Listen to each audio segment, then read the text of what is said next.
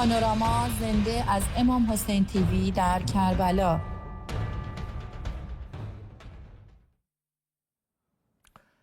با نام و یاد خدا، با عرض ادب به پیشگاه اقدس منجی عالم بشریت، مولا و امام زمانمان حضرت ولی عصر عجل الله تعالی فرجه الشریف، و با سلام و درود خدمت شما بینندگان عزیز شبکه جهانی امام حسین علیه السلام با برنامه دیگر از سری برنامه‌های پانوراما در خدمت شما عزیزان بیننده هستیم.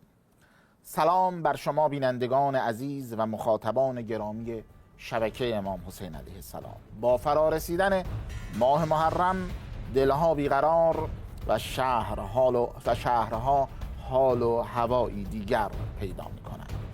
کوچه ها و معابر با پرچم های سیاه، های یا حسین، نخل ها و کتیبه ها و سایر نماده های عزا آذین می شوند و حسینیان با جان و دل به استقبال ماهی می روند که در آن بزرگترین حماسه تاریخ بشریت رقم خورده است. در برنامه امشب پانوراما به واکاوی چرایی ریشه ها و فلسفه برگزاری آیینه هایی همچون مراسم استقبال از ماه محرم خواهیم پرداخت. آیینه هایی که اگرچه سابقه ای دیرینه در تاریخ تشیع ندارند، اما از دل نوآوری های عاشورایی شیعیان برخاسته و امروز در قامت شعائر حسینی جای گرفتند. این تحول فرهنگی و اعتقادی که نموده‌هایی از عشق، وفاداری و خلاقیت مذهبی را در خود نهفته دارد، محور تحلیل و گفتگوی ما خواهد بود. از اینکه شبکه امام حسین علیه السلام و برنامه پانوراما را برای تماشا انتخاب کرده اید صمیمانه سپاسگزاریم. استقبال از محرم تنها یک رسم و آیین اجتماعی نیست، بلکه پیوندی عمیق و زنده میان مردم و باورهای دینی آنهاست، پیوندی که در قالب شعائر حسینی جلوه‌گر می شود. آیا همه آیین‌ها و سنت‌هایی که امروز در آغاز محرم مشاهده می‌کنیم سابقه ای طولانی دارند، یا بسیاری از آنها حاصل ابتکارها و نوآوری‌های مردمی اند که به تدریج جزوی از آیین‌های عاشورایی شده‌اند؟ در تعریف شعائر حسینی باید گفت این واژه به مجموعه ای از نشانه‌ها، نمادها و اعمالی گفته می شود که یادآور نام و ذکر امام حسین علیه السلام، اهداف عاشورا و ارزش‌های انسانی و دینی آن است و موجب زنده نگه داشتن نام امام حسین علیه السلام در ذهن و دل جامعه می‌گردد. برخی از شعائر حسینی ریشه در سنت‌های اصیل اسلامی دارند، اما بسیاری نیز از دل جامعه و شور و عشق مردم و از ارادت بی‌پایانشان به اهل بیت علیهم السلام و تمایلشان به زنده نگه داشتن نام مقدس حضرت ابا عبدالله الحسین علیه السلام با زبان فرهنگی محلی خود. در ایران در بسیاری از شهرها و مناطق آیین‌هایی برای پیشواز محرم و استقبال از این ماه عزا برگزار می شود. در شهرهایی چون یزد، کاشان، اردستان و طبس مراسم علمبندان یا علمبرداری برگزار می شود که طی آن علم‌های بزرگ چوبی با پرچم‌های مشکی و سبز تزیین شده و با مدیح سرایی و نظری دادن در میدان یا مرکز محله برافراشته می شود. در جنوب ایران به ویژه بوشهر نواهای ویژه دمام و سنج معروف به ذکرهای استقبال محرم از شب اول در کوچه ها طنین انداز می شود.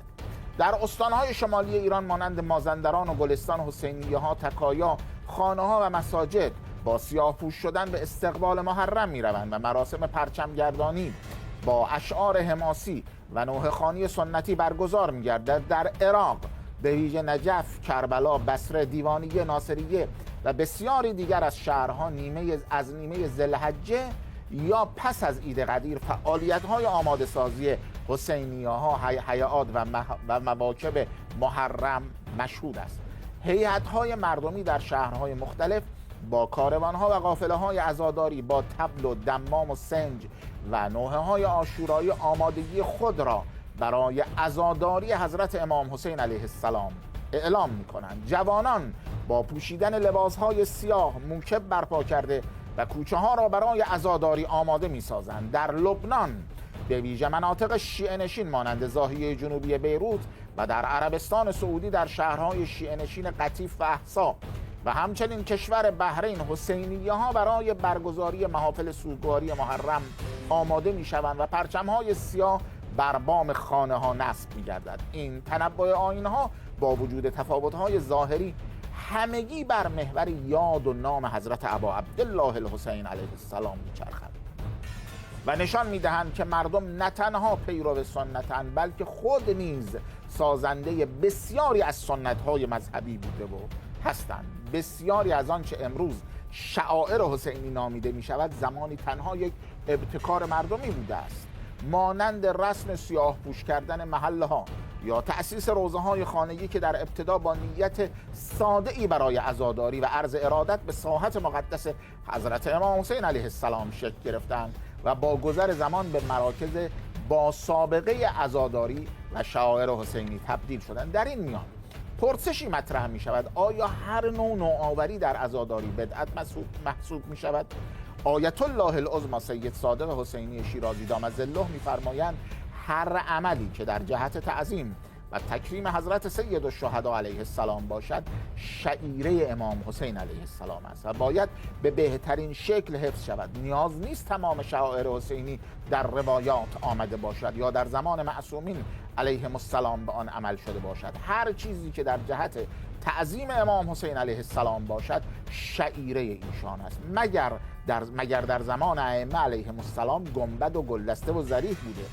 آیا اینها بدعت است؟ خیر، چنین نیست. محرم فرصتی است تا جامعه دوباره هویت دینی و معنوی خود را بازخوانی کند، بازخوانی که در کوچه های سیاه پوش نغمه های طبل و سنج و دمام و دله های پرشور عزاداران حسینی جاری است که با خلاقیت های خود چراغ عزای حضرت ابا عبدالله الحسین علیه السلام را همواره روشن نگاه داشته‌اند.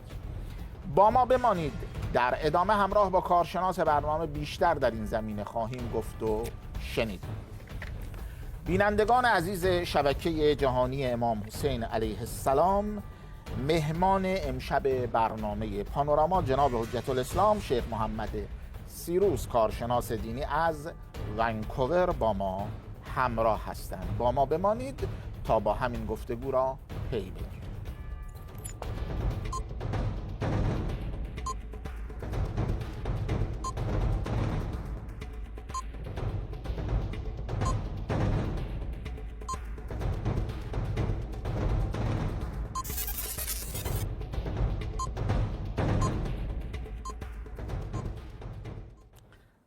جناب حاجی های سیروس، ضمن عرض تسلیت به مناسبت فرا رسیدن ماه محرم حسینی، سلام و عرض ادب دارم خدمتتون. سلام علیکم و رحمت الله. عظم الله اجرکم. تسلیت عرض میکنم و ممنونم بابت دعوت جناب. من هم متشکرم بابت اینکه دعوت ما رو پذیرفتید. بفرمایید که آیت الله العظمی شیرازی میفرمایند هر عملی که در جهت تعظیم و تکریم حضرت سید الشهدا علیه السلام باشد شعیره امام حسین علیه السلام است و باید به بهترین شکل حفظ شود. آیا منظور شعائری است که در زمان اهل بیت علیهم السلام بودند یا چنین تعریفی نوآوری ها در عزاداری و مراسم های مختلف محرم را هم شامل میشه؟ بسم الله الرحمن الرحیم. در واقع ما باید در نظر گرفت که هر عملی که انجام میدیم اولا نیتش خیلی مهم هست و فقها تعریف از اون عمل آیا صحیح هست یا نه. در هر فرهنگی یک جوری عزاداری میکنیم. اصلش این هست که در باورهای بومیا و جامعه و دین این به عنوان یک عزاداری حساب بشه. مثلا گریه کردن، سیاه پوشیدن تو خیلی از فرهنگ‌های اروپایی و آمریکایی شمالی این مرسوم هست. یعنی اصولا کسی که میرن قبرستان و و همون روزی که مثلا میخوان یکی عزیزی از دست داد میخواد مراسم تدفین شرکت کنن، اصولا رنگهای تیره گریه میکنن، ذکر از او میکنن و اینطوری دارن نشان میدن که در عزا هستن. شاید تو بعضی از فرهنگ‌های دیگه که من نمیشناسم شاید رنگ دیگه مرسوم باشد، اما این مهم هست که موقعی که ما میخوام احیا کنیم ذکر و مصیبت امام حسین علیه السلام، باید در هر شکلی که از لحاظ از لحاظ شرعی و از لحاظ فرهنگی ما غمگینی خودمون رو ابراز کنیم. میدونم که مثلا تو فرانسه، خصوصا توی منطقه جنوب فرانسه که ما بزرگ شدیم، هر عزیزی که از دست بدن توی زندگی های خودشون سیاه میپوشن. برای مراسم های مذهبی کاتولیک هم سیاه میپوشن، حتی یه روسری مشکی روی سرشون میذارن. پس برای احیا کردن و برای نشان دادن عزاداری و مصیبت امام حسین باید به هر طوری ما بتوانیم با فرهنگ، هم از لحاظ پوشش، هم از لحاظ اون رنگ لباس، هم از لحاظ برخورد. مثلا همین ماهی است که چقدر روایات اومده که ما نباید شادی کنیم در این ماه، خصوصا این دهه اول. تمام به اصطلاح صحبت‌های ما، مکالمه‌های ما با دوستان، با خانواده باید طوری باشه که شادی نباشد، که ما همراهی کنیم با مصیبت‌های اهل البیت بعد از واقعه کربلا. خب پس بنابراین نظر شما هم این هستش که برخی از نوآوری‌ها که بعد از ائمه توسط شیعیان در نقاط مختلف دنیا برای تکریم محرم انجام میشه، اینا بدعت نیست بلکه یک نوآوری در عزاداری است. درست عرض میکنم؟ بله، بدعت نیست اصلا نمیشه ما کلمه بدعت را بیاریم، چون به هر حال بدعتی که ما میفهمیم یعنی یک نوآوریه که با شرع اسلام اشکال داره. مثلا حتی مثلا عربستانی که ما میریم برای عمره، خب خیلی از نوآوریایی وجود داره و رسمی هم هست که شاید در زمان پیغمبر اصلا قابل تصور نبود تو خیلی از مسلمانایی که به هر حال میخواستن عمره رو انجام بدن. پس نمیشه گفت که هر نوآوری این بدعت و این خارج از اسلام هست. اتفاقا هم برعکس میتواند یک کمکی باشه در پویایی اون مسیر، اون عزاداری. بله. متشکرم. بله. جناب حاج آقای سیروس، درباره مصادیق شعائر حسینی مثل همین استقبال از محرم بفرمایید چرا برخی با شعائری که سابقه تاریخی ندارن مخالفت و مبارزه میکنند و همینجور که الان داشتیم صحبت میکردیم برخی از این شعائر رو و برخی از این اعمالی که توسط شیعیان انجام میشه رو بدعت نامگذاری میکنن؟ در خدمتتون هستیم. غالبا این جهل هست. به هر حال خیلی اوقات یه چیزایی هست که ما نمیفهمیم، شاید ما نمیدونیم و فکر میکنیم که این کار خوبی نیست و انجام نمیدیم و اعتماد نمیکنیم به روایات و فقهایی که در این مورد صحبت شده. دوم، بعضیا به طور غلط فکر میکنن این وهن اسلام هست، یعنی اگر ما کاری انجام بدیم امکان داره که غیر مسلمان ما رو تمسخر کنن و ما رو مسخره کنن. این اشتباهه، چون اگر ما میخوایم که در واقع این ابراز عشق را و این عزاداری ها رو به طبق دیدگاه دیگران باشه، خب خیلی کارا رو دیگه باید تعطیل کرد. حالا میتونه تا خیلی دور هم بره. مثلا تو بعضی از مناطق یک پوشش اسلامی امکان داره که قابل مشکل باشه توی بعضی از جاها. این نباید مثلا وهن اسلام را حساب کنیم. شعار الحسینی به هر حال هر جای دنیا باشیم، شما امروز رو ببینید تو هر کشور اروپایی شما سفر کنید این روزها، برید اسپانیا، برید حتی یونانی که مثلا خیلی دورن با فرهنگ شیعه، و هر کشور دنیا محاله که شما مراسمی نبینید، خصوصا شب عاشورا که تو خیابونا برن عزاداری کنن. و خیلی از بومیایی که اونجا هستن که مسلمان هم نیستن کنجکاون.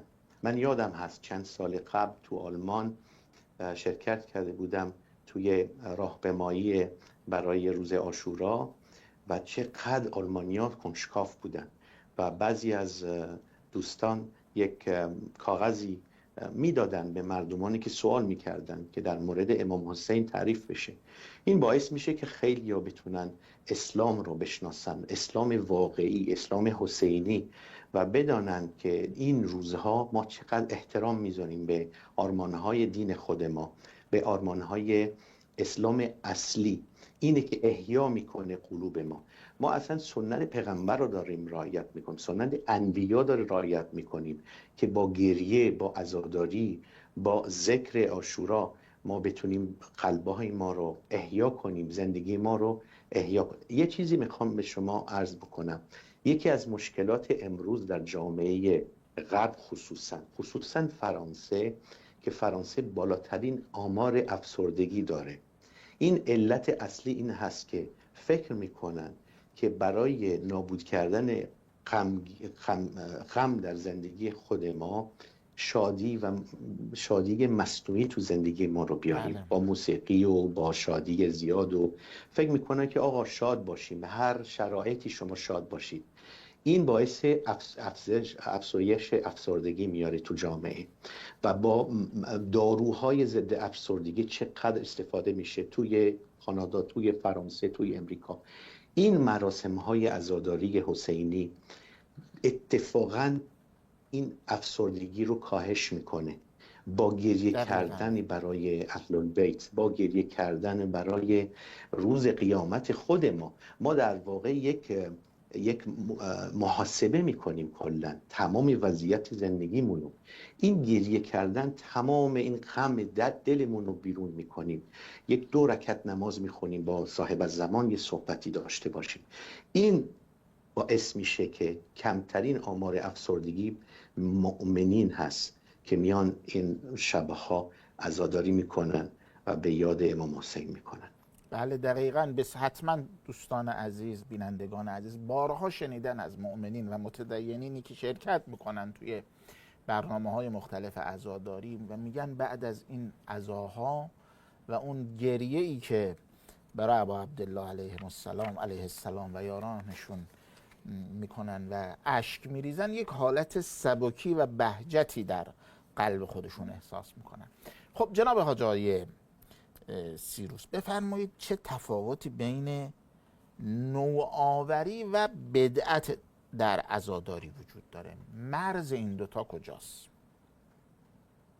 خب مثلا اگر شما میخواید یک نوع عزاداری انجام بدید با آلات موسیقی مثلا که از لحاظ شرع اشکال داره، خب این نوع بدعت یا این نوع نوآوری رو بدعت حساب کنید، چون از لحاظ فقهی اشکال داره.